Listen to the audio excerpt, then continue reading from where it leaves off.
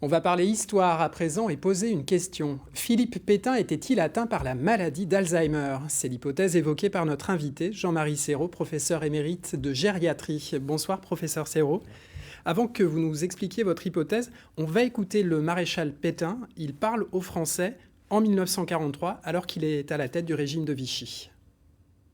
Français, je veux vous parler de la France, de sa détresse présente, de son avenir.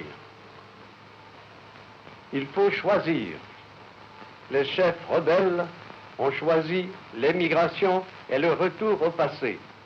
J'ai choisi la France et son avenir. Alors quand on n'a pas de compétences médicales, a priori, on se dit que cet homme s'exprime normalement. Pourquoi pensez-vous à Alzheimer ? La fin de Philippe Pétain est tout à fait typique d'une maladie d'Alzheimer. Quand il a été interné à l'Île-Dieu de 45 à 51, on voit ses fonctions cognitives et son état se dégrader. En 45, par exemple, il ne se rappelle plus de son procès, des gens avec qui il a travaillé. Il ne reconnaît pas, par exemple, son avocat. En 47, une commission de députés, une commission parlementaire lui rend visite. Il ne se rappelle plus de la guerre. On va reparler de la guerre, Oui. justement. Est-ce qu'on a des exemples aussi? On va voir ces images de l'accueil triomphal réservé par les Français au maréchal Pétain. Est-ce qu'on a aussi des anecdotes, des exemples qui prouvent qu'il y avait un problème à cette époque-là? Alors le problème, il commence en juin 40, il est manifestement malade. Mais il y a d'autres épisodes. Par exemple, en 42, il a visité une maternité à Lyon et tout d'un coup, il s'est retourné vers le maire et il lui a dit « Qui suis-je et où suis-je » C'était le chef de l'État. Le maire lui a répondu « Vous êtes le maréchal Pétain, vous visitez la maternité ».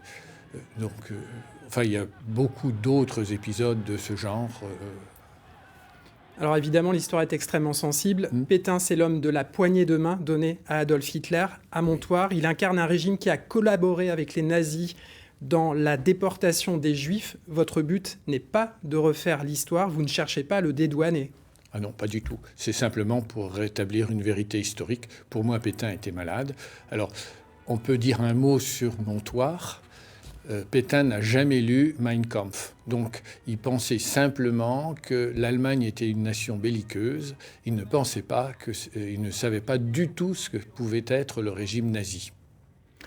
Et est-ce que son entourage était conscient de ce problème? Alors, son entourage était conscient. Alors, il y avait des gens qui étaient très bien, qui en étaient bien conscients, mais qui ont plutôt essayé de préserver sa dignité.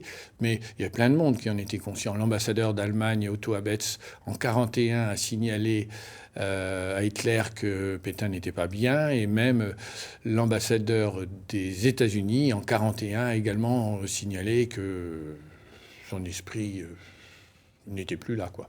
Et donc vous, votre but, c'est vraiment qu'on comprenne mieux l'histoire? Tout à fait, c'est exactement ça, c'est pas autre chose, c'est juste de rétablir une vérité historique. Disons, comme professeur de gériatrie, quand j'ai lu la vie de Pétain, j'ai été un petit peu intrigué, et puis j'ai relu plusieurs épisodes, et puis je me suis dit, c'est pas possible, il était malade. Merci à vous, Jean-Marie Serrault, d'avoir évoqué avec nous cet épisode sombre de notre histoire.